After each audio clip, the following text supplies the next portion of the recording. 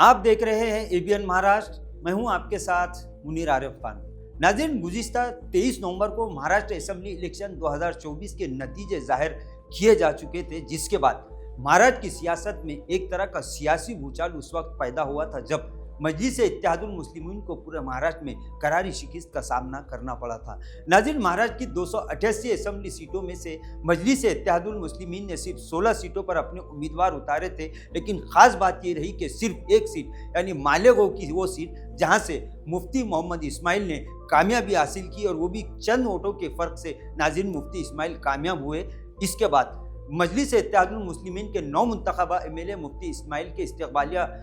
جلسے کے عنوان سے ایک پروگرام ناظرین مالیگاؤں میں منعقد ہوا، جہاں پر مجلس اتحاد المسلمین کے سپریمو اسد اویسی نے ناظرین اپنی کراری شکست کا پورا ٹھکرا علماء کرام پر پھوڑتے ہوئے ایسا بیان دیا تھا کہ جس کے بعد پورے مہاراشٹر میں ایک طرح کا بوال مچ چکا تھا۔ ایک طرف اسد اویسی کے اس بیان کو لے کر جہاں محبان مجلس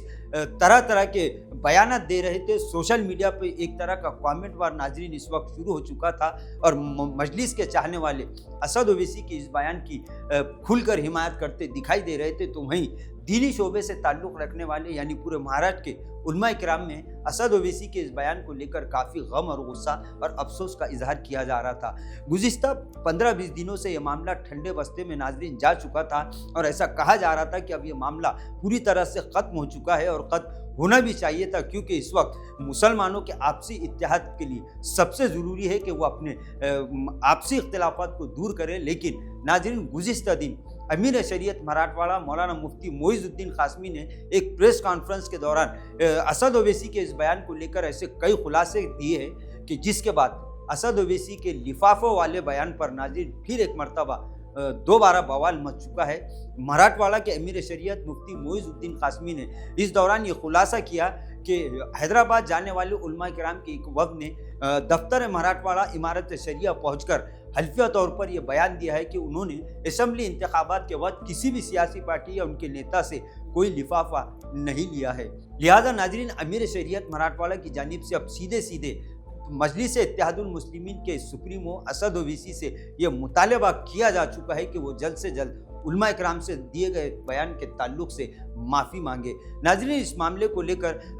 امیر شریعت نے یہ بھی کہا کہ اسد اویسی کے اس بیان کے بعد لگاتار 2-3 میٹنگیں منعقد ہو چکی ہے، جس میں اس بات کا انتظار کیا جا رہا تھا کہ اسد اویسی اس بات پر اپنی معافی کا اظہار کریں گے، لیکن ابھی تک اسد اویسی کی جانب سے کوئی تحریری یا پھر کوئی بیان ایسا جاری نہیں ہوا۔ لہٰذا آج مراٹھواڑہ کے امیر شریعت مفتی معیز الدین قاسمی نے سیدھے اسد اویسی سے یہ مطالبہ کر دیا ہے کہ وہ جلد سے جلد علماء کرام سے دیے گئے اس بیان پر معافی مانگے۔ ناظرین، اس پریس کانفرنس کے دوران مراٹھواڑہ کے امیر شریعت مولانا مفتی معیز الدین قاسمی نے کن باتوں کا خلاصہ کیا ہے، آپ انہی کی زبانی سن سکتے ہیں۔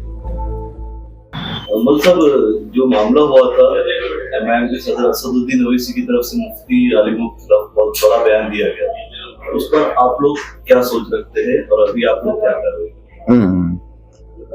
الحمدللہ کفا وسلام علی عبادہ الذین اصطفی، اما بعد، اعوذ باللہ من الشیطان الرجیم، بسم اللہ الرحمن الرحیم، اللہم ارنا الحق حقا وارزقنا اتباعہ، اللہم ارنا الباطل باطلا وارزقنا اجتنابہ۔ ابھی جو آپ نے سوال کیا کہ جناب اسد الدین اویسی صاحب نے جو مفتی اسماعیل صاحب کے استقبالیہ جلسے میں مالیگاؤں میں جو علماء کرام کے سلسلے میں اور بطور خاص ہمارے اورنگ آباد شہر کے علماء کے سلسلے میں جو بیان دیا ہے، اس کے سلسلے میں ہماری 2 نشستیں علماء کرام کی منعقد ہوئی۔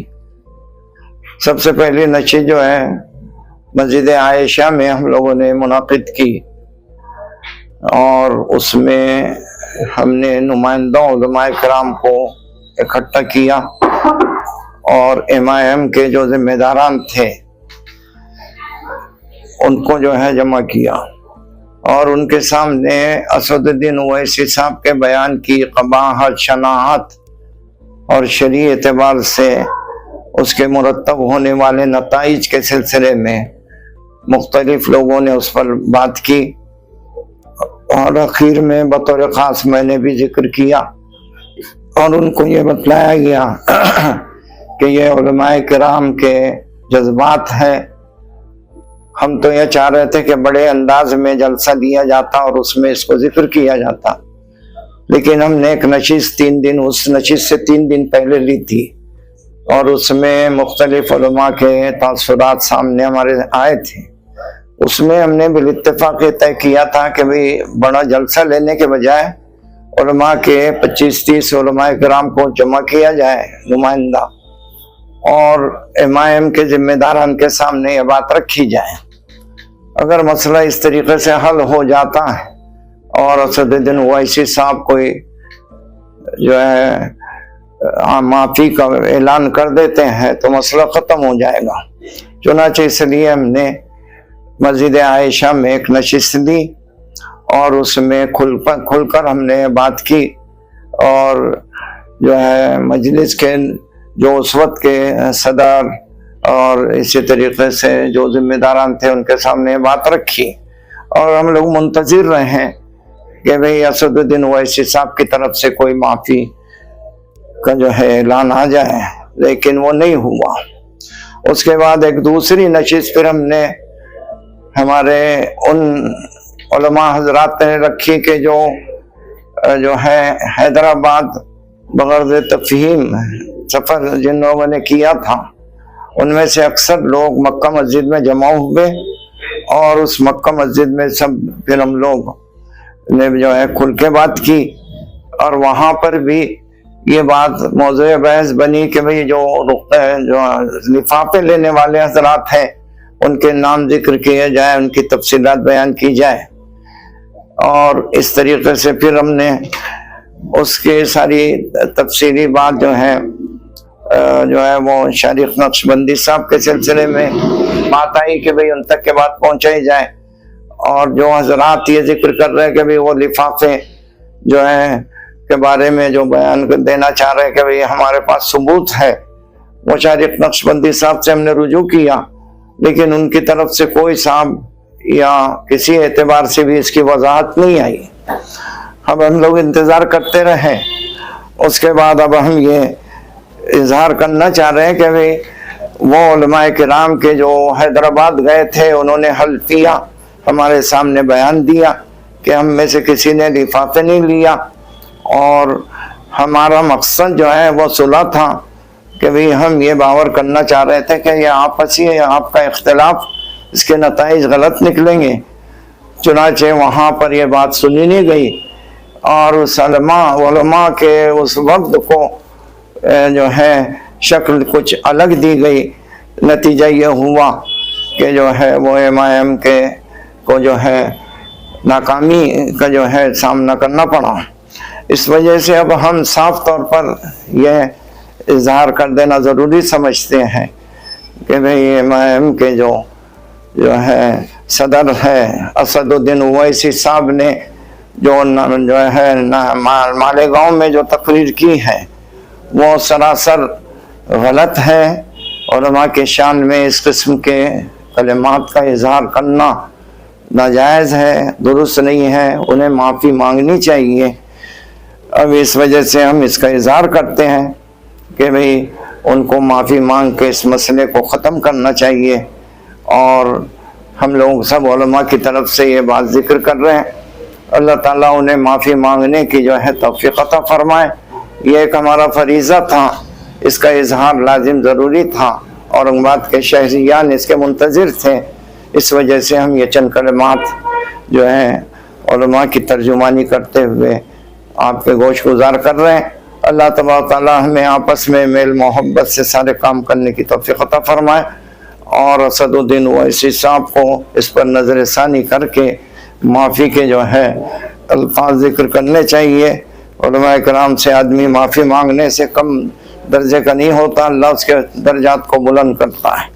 اللہ تبارک تعالیٰ ہمیں عمل کی توفیق عطا فرمائے. وآخر دعوانا الحمدللہ. جو اسد الدین صاحب سے آپ معافی کی امید کر رہے ہیں وہ کس طرح سے مانگنی چاہیے؟ مطلب جیسا انہوں نے اسٹیج سے کیا تھا، پورے انڈیا میں ویڈیو وائرل ہوا تھا، اسی طرح سے اسٹیج سے چاہیے یا پھر آپ لوگوں سے مل کر وہ معافی مانگنی چاہیے؟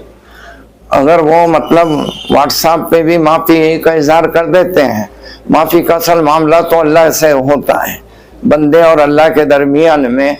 माफ़ी का मामला होता, लेकिन चूंकि उन्होंने एक जलसे आम में इसका इजहार किया, इस वजह से शरई एतबार से तो किसी जलसे आम में माफ़ी मांगनी चाहिए। लेकिन अगर वो व्हाट्सएप पे भी माफ़ी के कलमात जो है जाहिर कर देते हैं